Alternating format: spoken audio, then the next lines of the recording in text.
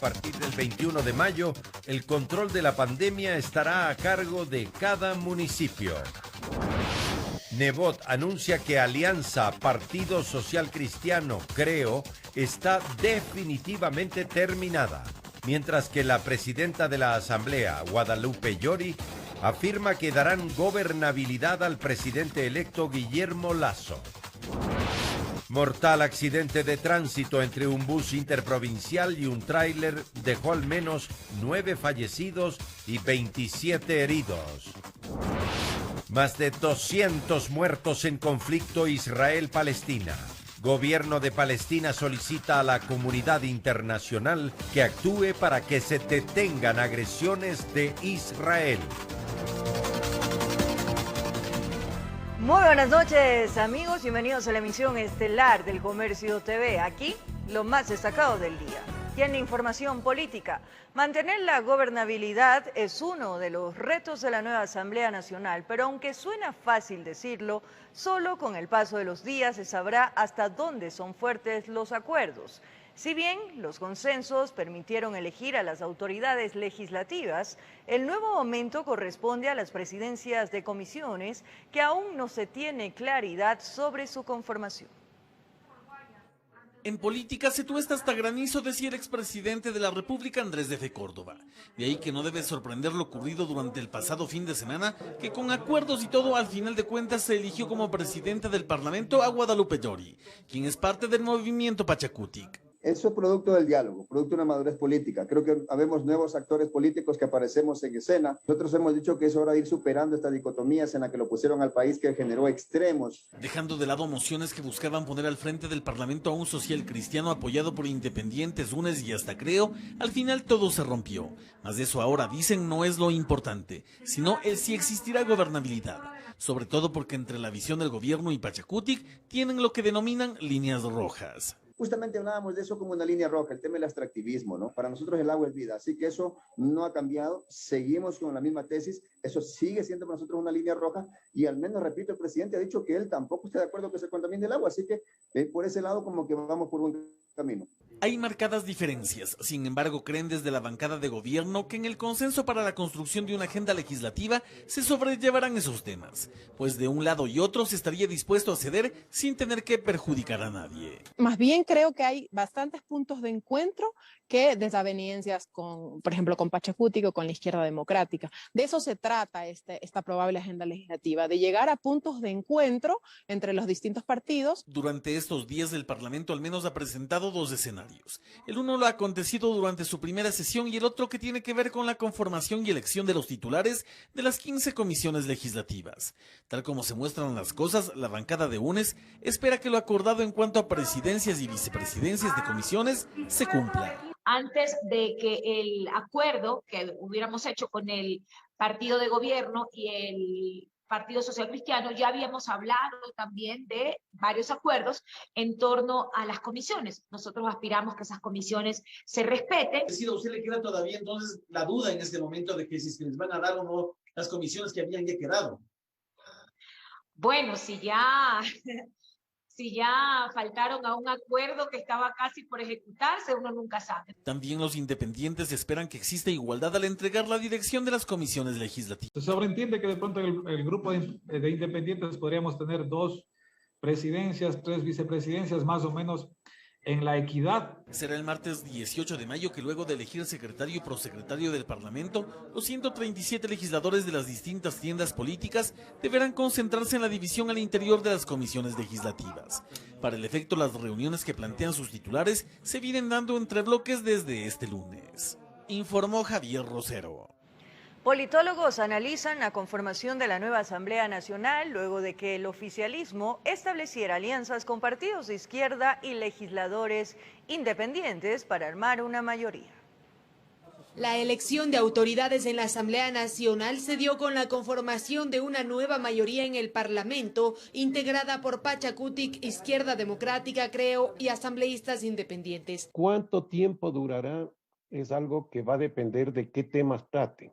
Pero si es que se abocan a la solución de los problemas inmediatos, sobre todo a enfrentar la pandemia y a la reactivación económica del país, creo que puede ser una alianza que dure por lo menos algunos meses. Temas relacionados con el cuidado del medio ambiente son una prioridad para Pachacutic, por lo que la presidenta de la Asamblea Nacional, Guadalupe Llori, señaló lo siguiente.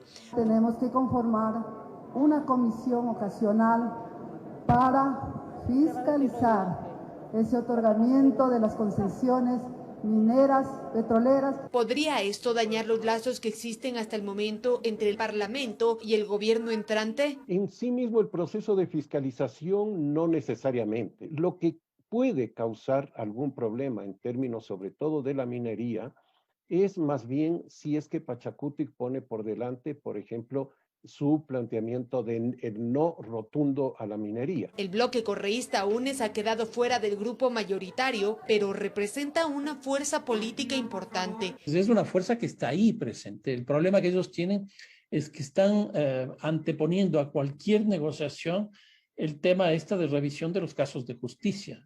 En otras palabras, están mucho más inscritos en la lógica de sus liderazgos y los problemas jurídicos que tienen, más que encontrar soluciones a los problemas nacionales. El Partido Social Cristiano es uno de los más golpeados políticamente tras la alianza con UNES, pues ni siquiera alcanzó una vocalía dentro del Consejo de Administración Legislativa. Hasta el momento, este es el panorama que se visualiza en la Asamblea Nacional, informó Valeria Navarro. Un juez de la Corte Nacional de Justicia dictó prisión preventiva en contra del defensor del pueblo Freddy Carrión por el presunto delito de abuso sexual. Además, dispuso medidas de protección a favor de la víctima. El incidente ocurrió el fin de semana en Quito. El pasado fin de semana, en pleno confinamiento, una llamada al ECU 911 alertó de un incidente violento en un departamento en Quito, en el que estuvo involucrado el defensor del pueblo Freddy Carrión y el exministro de Salud Mauro Falconi. En los videos de seguridad se evidencia en el ascensor del edificio que Carrión forcejea con una mujer, la cual denunció que habría sido víctima de violencia y rindió su versión la tarde del domingo. Es así que de este último hecho y tras las indagaciones, un juez aceptó el pedido de la Fiscalía General del Estado y ordenó prisión preventiva en contra del defensor por el presunto delito de abuso sexual. Bueno, lo primero que vamos a hacer es apelar la orden de prisión preventiva y lo haremos porque no estamos de acuerdo, creemos que es una medida totalmente desproporcionada. Esta gresca no tiene una connotación ni una naturaleza de carácter sexual. Las reacciones no se hicieron esperar. Varios legisladores impulsan un juicio político que está en trámite y este martes conocerá la Comisión de Administración Legislativa. Así lo confirmó la presidenta de la Asamblea. Para el abogado Salim Saitán, el defensor, al ser uno de los representantes de la función de transparencia y control social, puede ser enjuiciado. Se le podría censurar y destituir considerando que se trata de un incumplimiento de funciones, el incumplir una disposición de restricción de movilidad dispuesta por el presidente de la República. Por otra parte, hay voces de colectivos de mujeres que rechazan los hechos que involucran a la máxima autoridad del organismo que defiende los derechos humanos y tienen un pedido puntual. Es una persona que ha vulnerado derechos a una mujer, deben llamarlo a juicio y tienen que destituirlo porque realmente ese comportamiento es inadmisible. Luego de que el defensor del pueblo Freddy Carrión estuvo en una clínica privada bajo custodia policial, fue trasladado a la cárcel 4 de Quito. En un comunicado señaló que pidió licencia para atender esta situación y dejó en claro que con el exministro de Salud Falconi comparte una amistad de varios años. Todo esto mientras continúa la investigación de este caso en el ámbito penal y también en el político. Informó Priscila Cadena. En Guayaquil llaman a juicio a Jacobo Bucarán, los hermanos Salcedo, al expresidente del Consejo Directivo del IES, Paul Granda, y al exgerente del Hospital Teodoro Maldonado Carbo, Luis Unino, y a otras 8 personas por presunta delincuencia organizada en la compra de insumos en los hospitales del IES. La defensa de Gabriela Pazmiño informó que analizan la fecha de su retorno, luego de que se dispusiera su sobreseimiento y el de su esposo, Dalo Bucarán. Los hermanos Bucarán, con suertes distintas en el proceso por presunta delincuencia organizada en la adquisición de insumos hospitalarios en el IES. Tras el sobreseimiento del ex asambleísta y su esposa, Este lunes, el juez llamó a juicio al mayor y absolvió al menor. Efectivamente, hasta el momento no ha habido ningún auto de sobreseimiento, todos han sido llamados a juicios, incluyendo Jacobo Bucaram Pule. La diligencia inició a las 9:30 de la mañana y se extendió hasta las 17 horas. También van a juicio los hermanos Daniel y Noé Salcedo, el expresidente del Consejo Directivo del IES, Paul Granda, el exgerente del Hospital Teodoro Maldonado Carbo, Luis Zunino, y otros 8 implicados. Según la defensa de Gabriela Pazmiño, ella aún no tiene fecha ni boleto. Estamos esperando la resolución, obviamente, de ella, precisamente para regresar al país. Con el tiempo, recuerden que ella es una madre de familia, que obviamente tiene que dejar en encargo a sus hijos. La Fiscalía apeló la decisión del juez, ejecutada la semana anterior. Luego del sorteo de ley, una sala de esta corte tendrá la última palabra. La que tenga que resolver si efectivamente los aciertos que se presentaron en la defensa pueden variar en esta audiencia de apelación. Sobre el pronunciamiento o la llegada de Dalo Bucaram al país, todavía deben aguardar. Gestionando los temas de migración, gestionando las boletas precisamente.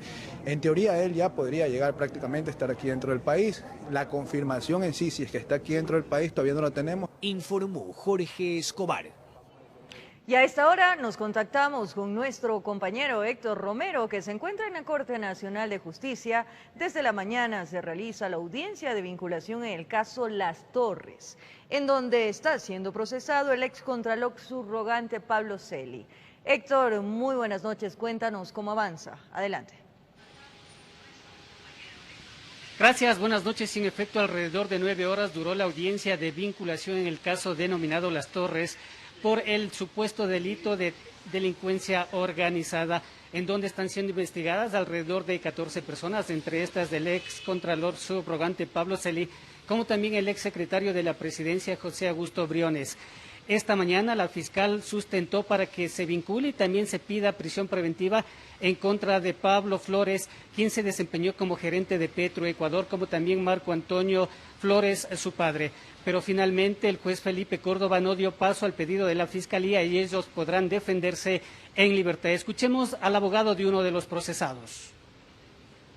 La Fiscalía presentó una tesis, una imputación que yo creo que, no, respecto al menos de mi cliente Pablo Flores, no creo que es una imputación que se sustente con los hechos, más que su propia convicción en su fuero interno. Yo presenté evidencia documentada de nuestra tesis de defensa y eso creo ha tomado en cuenta el señor juez para tomar la decisión de no dictar una prisión preventiva. ¿Su defendido no está en el país?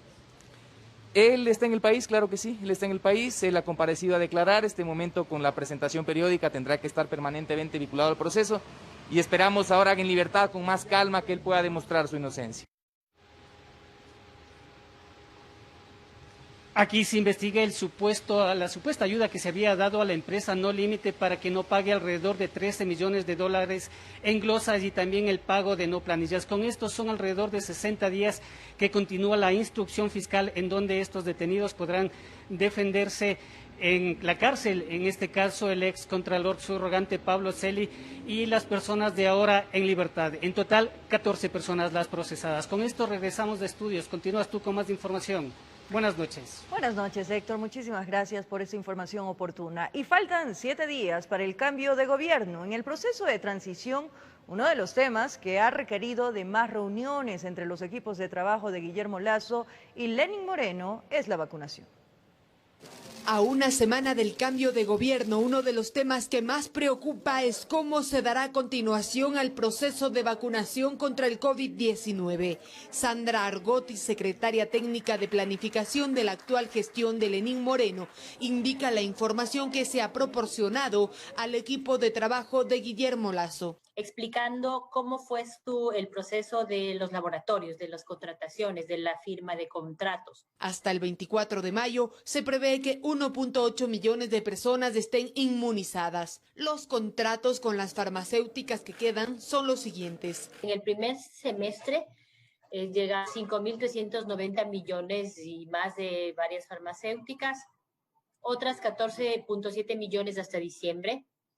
Al momento tenemos un financiamiento de 298 millones para los pagos restantes de contratos firmados y para adquirir más dosis. Las bases de datos y registros de quienes recibieron las primeras dosis han sido entregadas al equipo de Guillermo Lasso para que la gente pueda recibir la segunda vacuna. Te voy a poner un ejemplo para que ellos estén tranquilos. Si yo digo, me llegan 500.000 vacunas, yo tengo que vacunar a 250.000. Porque las otras 250.000 dosis tengo que guardar para su segundo espacio. Entonces, el gobierno entrante tiene muy claro eso. En materia económica, se espera que el tercer desembolso del Fondo Monetario Internacional llegue en agosto. El monto para este 2021 es de $1.500 millones. Déficit económico, deuda pública interna y externa y demás de estadísticas de cómo recibirá el país Guillermo Lasso, el gobierno de Lenín Moreno lo dará a conocer este jueves, informó Valeria Navarro. El presidente electo Guillermo Lasso presentó a 3 nuevos integrantes de su gabinete. La doctora Viana Maino será la ministra de Telecomunicaciones. El empresario en agroturismo Niels Olsen ocupará la cartera de turismo y el ingeniero agrónomo Gustavo Manrique estará al frente de la Secretaría de Ambiente. Veamos sus perfiles. En su cuenta de Twitter, el presidente electo informó que Viana Maino será la nueva ministra de Telecomunicaciones, abogada graduada en la Universidad Católica Santiago de Guayaquil, docente de Derecho en posgrado, y también tiene un doctorado en jurisprudencia. Máster en negocios internacionales. La nueva secretaria de Estado publicó en su cuenta de Twitter: desde esta cartera de Estado fortaleceremos la relación con la ciudadanía de forma transparente. Vamos a trabajar por la digitalización y la conectividad en el Ecuador del encuentro. Gustavo Manrique será el ministro de Ambiente y Agua, ingeniero agrónomo guayaquileño, graduado en la Universidad EART, Costa Rica, con diplomados en INCAE, promotor de empresas dedicadas al cuidado ambiental y prácticas sostenibles. Ha promovido también la Cumbre Internacional de Medio Ambiente y los premios Latinoamérica Verde. En 2012 obtuvo el primer récord Guinness para la ciudad de Quito por reciclar, junto a 93.000 estudiantes, más de 1.500.000 botellas en 6 días.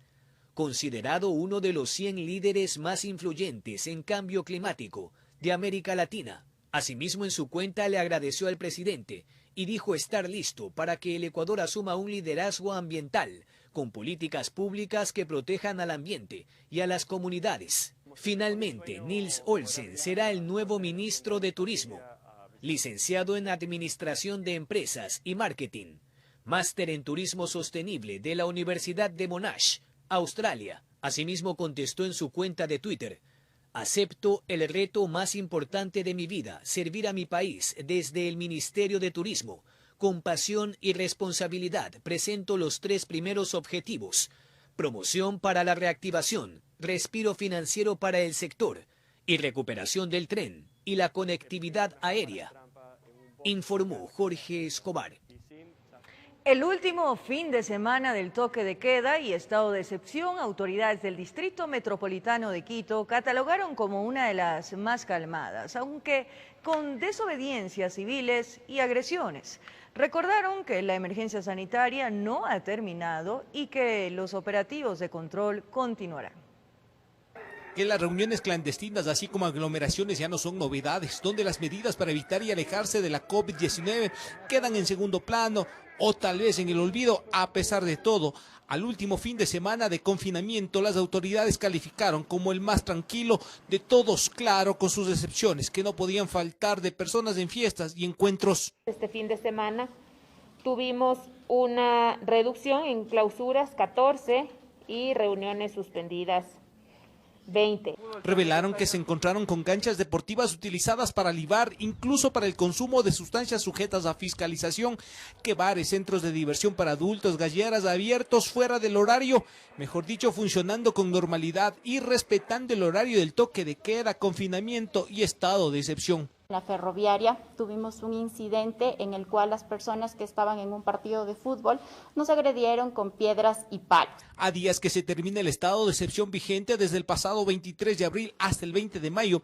las autoridades exhortaron a la comunidad capitalina a seguir las normas de bioseguridad, que la situación de emergencia sanitaria se mantiene, las casas de salud al tope. Grupo etario que sigue siendo el más alto es el de 20 a 49 años con el 62.09%. Que los operativos de control en los 8 cantones de la provincia de Pichincha se mantendrán de acuerdo a las medidas adoptadas por los gobiernos autónomos descentralizados. Recordaron a la población que si bien se termina el estado de excepción, esto no significa que el virus se ha ido, que las cosas han regresado a su normalidad. Ahora que el movimiento rutinario vuelve, es cuando más se debe tener cuidado y alejarse de la COVID-19. Ya sin un estado de excepción tenemos planificado varios operativos, seguramente el fin de semana siguiente será muy complejo, eviten las reuniones, eviten los contagios. No se olvide del triángulo de la vida, mascarilla, lavado de manos y distanciamiento social. En Quito informó Iván Casamen. Según el COE Nacional, las medidas restrictivas han dado resultados epidemiológicos positivos para contener la pandemia. El presidente del organismo anunció que no solicitará al presidente un nuevo estado de excepción. El estado de excepción en 16 provincias del país finaliza el 20 de mayo. Luego de esta fecha, los COE cantonales definirán las medidas restrictivas en cada ciudad. Se cumplió el último fin de semana de confinamiento en 16 provincias del país y según el balance del COE Nacional los resultados son alentadores, de crecimiento en los contagios de un 45% y reducción en la lista de espera para una cama en cuidados intensivos en la red del Seguro Social, de 414 pacientes a 191. Tenemos un 67% de reducción, ¿no? Eso nos da a entender que tenemos que las medidas del estado de excepción que se han aplicado nos han permitido tener una contención, en este caso, de la ocupación de camas. Las incivilidades como fiestas en domicilios, elevadores, aglomeraciones y escándalos también se han reducido. Con estas cifras y a puertas de que finalice el estado de excepción el 20 de mayo, el COE Nacional no consideró la posibilidad de extender las restricciones. El COE Nacional no va a solicitar un nuevo estado de excepción al presidente de la República. Hemos generado tendencias a la baja y eso es importante. Es decir, que desde el 21 de mayo serán los COE cantonales los que adopten medidas restrictivas para contener la pandemia. El primer reto será el feriado que se aproxima. Terminó el 20 y a partir del 21, ¿qué es lo que tendría que en sus respectivos territorios quizás entrar en vigencia? Juan Zapata, presidente del COE Nacional, señaló que para el próximo gobierno, con la ley para gestionar la pandemia que está en manos del legislativo, se podrá regular de mejor manera. Estructurar multas, determinar sanciones, cómo se cobra, qué plataforma, en dónde, cómo se reestructura la multa dentro de la misma pandemia y el trabajo comunitario. Para el último día de vigencia del estado de excepción, el COE Nacional evaluará la cifra de defunciones por COVID que presentará el registro civil. Informó Priscila Cadena. Galápagos se convirtió en la primera provincia del Ecuador en completar el proceso de inmunizar a toda su población, según declaraciones del presidente de la República, Lenín Moreno, durante la jornada de vacunación en la Universidad Espíritu Santo de San Borondón en Guayas, en donde también hizo otros anuncios. El presidente de la República, Lenín Moreno, inició la jornada de este lunes 17 de mayo, recorriendo las instalaciones de la Universidad Espíritu Santo en San Borondón, provincia de Guayas, en donde se llevaba a cabo la vacunación contra el COVID-19 a personas con enfermedades catastróficas. Más adelante anunció que la primera provincia en la que se logró vacunar a toda la población es Galápagos. Nosotros tenemos reservadas ya la segunda vacuna, pero se ha vacunado ya a la totalidad de los galapaguenses. Galápagos es la joya de la corona del turismo nacional y hay que ponerle todo énfasis en atenderlos. Indicó también que para el 24 de mayo ya estarían no menos de 1.800.000 personas vacunadas a nivel nacional. Enfatizó que la cifra a la que esperaban llegar era mayor, pero el incumplimiento de ciertas farmacéuticas lo impidieron. El 20% en calidad de anticipo, la totalidad del anticipo está entregada a todas las farmacéuticas y sin embargo únicamente Pfizer y COVAX nos han permitido, el sistema COVAX nos han permitido tener vacunas. Además de que hicieron el convenio con la farmacéutica china Sinovac para adquirir 1 millón de dosis. Eso debió ocurrir los últimos días del pasado mes de abril, pero la empresa pospuso la entrega para finales de mayo. Sin embargo, llegarían otras vacunas al país. Ya tenemos aprobado en ARSA la posibilidad de que ingresen la vacuna rusa. Esa es una decisión que realmente la hace el gobierno electo. pero señaló que su gobierno dejó contratadas 20 millones de vacunas para que se continúe con el proceso. Por otro lado, se refirió a la entrega de nombramientos a médicos. Hemos entregado ya, si mal no recuerdo, 7.500 nombramientos a los médicos que trabajaron en la pandemia. Informó Celeste Dueñas. Más adelante, 9 personas fallecieron y otras 27 resultaron heridas en un nuevo accidente de tránsito en las vías del país, esta vez en Cañar. Los detalles en breves minutos. Como lo anunciamos, 9 personas fallecieron y otras 27 resultaron heridas luego del choque entre un bus de transporte interprovincial y un tráiler. El mortal accidente de tránsito se produjo en el sector de Cochancay, perteneciente al cantón La Troncal en la provincia de Cañar. Hacia un costado de la vía se pudo observar la permanencia de los cuerpos que fueron expulsados desde el bus. Junto a ellos permanecían los automotores cuyas estructuras metálicas terminaron dobladas ante la fuerza del impacto.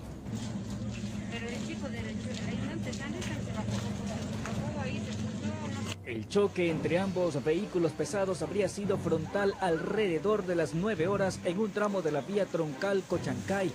Hasta el cierre de este reporte se registraba un total de 9 fallecidos y 27 heridos.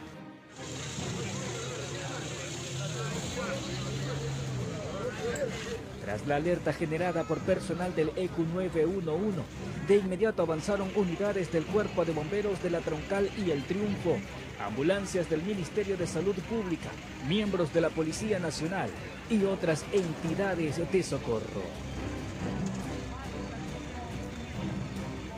Informó José Morales.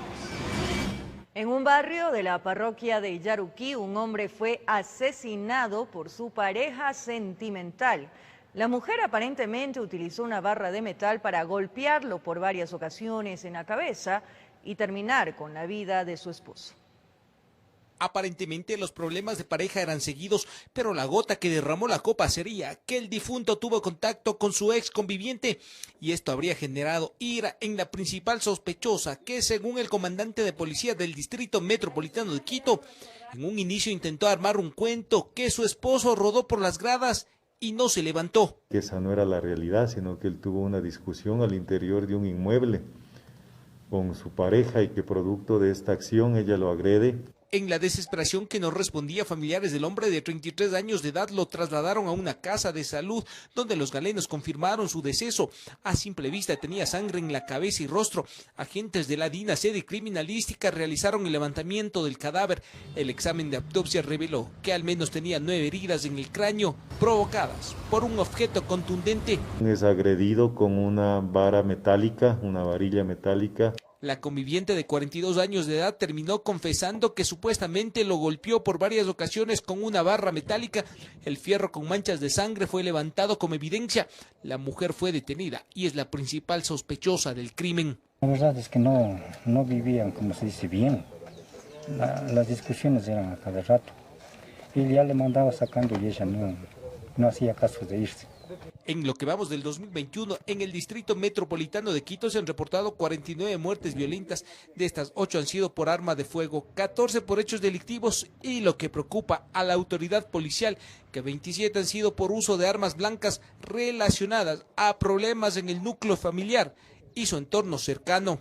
En su inmensa mayoría en espacio privado y producto de ingesta de bebida alcohólica que termina con enfrentamientos entre las personas. A pesar que suena poco, el comandante de policía indicó que en este 2021 reportan una muerte menos en comparación con el año anterior. En Quito informó Iván Casamen. Un hombre fue asesinado a tiros mientras retiraba su vehículo de un garaje en el sureste de Guayaquil. Con este caso se registran cerca de 200 muertes violentas en lo que va del presente año en el puerto principal.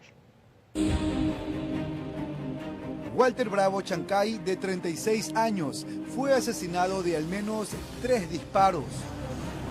Según testigos, el hombre fue sorprendido por sicarios en moto mientras retiraba su vehículo de este garaje en las calles 41 y La O, en el suburbio de Guayaquil. ¿Qué indicios han encontrado dentro y fuera del carro? Indicios, vainas percutidas y una sin percutir. ¿Cuántas? Aproximadamente unas 4 en la parte de afuera y una en el interior. Pertenencias, un celular, estaban completo ahí, el dinero inclusive estaba completo. Tenía 15 días de haber llegado de España, donde residía con su esposa y su hija de 3 años. Vino para visitar a su madre, quien padece de cáncer terminal, aunque el fin de semana estuvo libando con amigos. Para ver de dónde sale esto, señor. Periodista, es lo único que pedimos. Todo el mundo tiene derecho a cambiar, pero no estoy de acuerdo que le hayan quitado la vida a este chico. Yo estaba en la casa acompañando a mi mujer que está enferma. Él estaba con la madre, hasta dormía mi hijo con la mamá.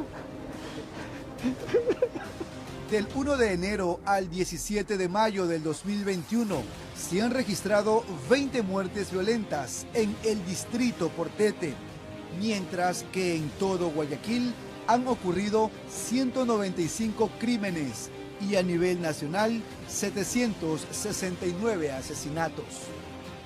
Informó Jorge Salazar. La policía desarticuló una organización delictiva que operaba en el norte de Guayaquil dedicada al robo a pasajeros de taxis. Son 4 los detenidos y todos registran antecedentes penales. Estos pillos operaban a bordo de este taxi. Las víctimas eran pasajeros quienes tomaban la unidad para dirigirse al sector norte de Guayaquil. La policía los capturó luego de recibir una denuncia de auxilio de una de las afectadas. Esta mujer fue una de ellas. Bueno, me di cuenta que se estaba desviando de la ruta, le reclamé al taxista, aceleró, 2 hombres más se subieron con armas de fuego a amenazarme, me quitaron mi teléfono, me quitaron dinero en efectivo, me obligaron a darle la clave de la tarjeta, me sacaron dinero del cajero. Estos operaban bajo el modus robo sorpresa. Una vez que la persona tomaba la unidad, el chofer a pocos metros paraba para que 2 integrantes de la banda se suban, quienes procedían a despojar a las víctimas e incluso les solicitaban las claves de sus tarjetas de débito para ir al banco a retirar el dinero. Luego de ello les daban algunas vueltas en el vehículo para dejarlos botados en varios sectores desolados. Nuestras motocicletas pudieron identificar a 4 sujetos sospechosos en un taxi y obviamente como nosotros utilizamos mucho los perfiles, pudieron identificar que los sujetos se encontraban en actitud sospechosa. En poder de los delincuentes, la policía encontró varios teléfonos celulares, tarjetas de créditos de terceras personas, relojes, billeteras, chequeras y otras prendas que se habían sustraído.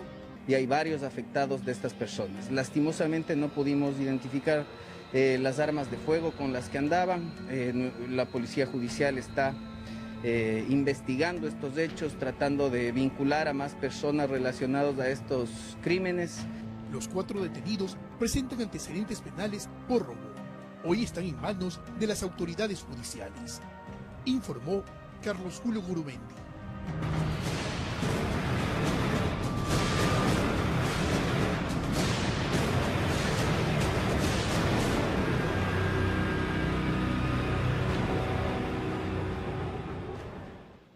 La cifra sobre embarazo en adolescentes sigue preocupando al Ecuador. Al menos 7 niñas se convierten en madres cada día y en su mayoría son víctimas de violencia sexual o de la falta de políticas públicas de prevención. Revisemos más detalles de esta gravísima problemática social en la siguiente nota. Hay noticias que lastiman, que nos dejan el corazón hecho pedazos porque no podemos creer que la realidad sea tan cruel y dolorosa. En Ecuador, cada día, 7 niñas menores de 14 años se convierten en madres. Y según expertos hay una relación directa entre este tipo de maternidad y la violencia sexual. El embarazo adolescente y de las niñas está relacionado con el entorno violento y fundamentalmente con la violencia sexual que viven. Hay que definir que en las niñas un embarazo es producto de violación. La Fiscalía General del Estado indica que entre el 30 y el 50% de agresiones físicas y sexuales reportadas son contra niñas y adolescentes. Y en la mayoría de ocasiones, los atacantes son personas cercanas a las familias. Los datos son que el 70 al 80% de los abusos sexuales se cometen por personas del entorno muy cercano a las niñas. Pero también hay aquellos embarazos que no fueron producto de la violencia, sino de una acción consensuada, aunque no siempre responsable. Según la encuesta nacional de salud y nutrición, el 67% de adolescentes que iniciaron su vida sexual no utilizaron ningún método anticonceptivo. Y a decir de expertos, esto radica en la falta de políticas públicas de prevención. Que no es prevención decir no lo hagas. No podemos hacer solamente una prevención con los adolescentes. Tenemos que hacer esta prevención y concientizar a las familias. A la falta de estos programas hay que sumarle otros factores como la pobreza, el bajo nivel de instrucción y el machismo.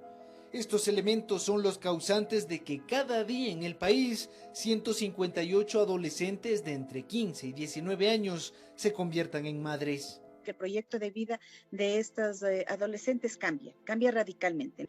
La maternidad adolescente lo que hace y da como consecuencia es que perpetúa el nivel de pobreza y el riesgo para que abandonen los estudios. Desde el 2014 las cifras sobre embarazos en adolescentes no han variado significativamente. Y esto también preocupa, porque no se puede hablar de desarrollo nacional cuando hay madres niñas cuidando a otras niñas. En Quito informó Álvaro Terán. Freddy Monge, gerente del BIES, estableció la tasa de 5.99% para los créditos hipotecarios de viviendas de interés público. Además informó que para la adquisición de residencias superiores a los $90.000 se aplicará la tasa de interés al monto del crédito, más no al valor de la propiedad. El nuevo gerente del Banco del Instituto Ecuatoriano de Seguridad Social BIES, Freddy Monge, en reunión mantenida con representantes del sector inmobiliario, estableció la fijación de la tasa de interés del 5.99% para los créditos hipotecarios, destinados al financiamiento de viviendas cuyo valor es de hasta $90.000. La reunión fue para informarnos que habían retirado ya la decisión de alzar las tasas de interés del 5.99 al 6.7%. La medida será aplicada desde el lunes 17 de mayo. Los ciudadanos que ingresaron el trámite a partir del 1 de este mes, con el incremento del 6.7%, tienen la posibilidad de aplicar una nueva solicitud para establecer la tasa anterior y mejorar su monto de endeudamiento. Para representantes del sector de la construcción, el retorno al antiguo porcentaje permitirá la reactivación de la demanda. Va a venir mayor cantidad de obras y con esto vamos a generar mayor cantidad de empleos. En cuanto a la posibilidad de adquisición de residencias sobre los $90.000, el nuevo directivo del BIES informó que la institución aplicará las tasas de interés de acuerdo al monto solicitado, mas no al valor de la vivienda. Es decir, usted puede comprarse una casa de mucho mayor valor, una casa de $120.000, siempre y cuando usted pida un crédito de $90.000 al BIES, también puede acceder a esta tasa de interés. A decir del arquitecto Proaño, esta medida implica un doble beneficio para los afiliados, por un lado, al poder incrementar su capacidad adquisitiva, y para el banco, al ampliar su garantía de financiamiento. Que el BIES financia hasta el 100%, en estos casos va a tener una garantía mayor, entonces va a tener menor riesgo. El sector constructivo decreció en los 2 últimos años debido a la pandemia de coronavirus que generó crisis económica. Por ello, firmas inmobiliarias adecuaron sus ofertas acorde a la nueva realidad. Hemos reducido ese valor en un 20 o un 30% sacando otras nuevas unidades habitacionales. Informó Paola Castillo. Se nos acabó el tiempo, amigos televidentes. Que tengan un buen inicio de semana. Gracias por su compañía, cariño, pero sobre todo, fiel sintonía. Un abrazo grande.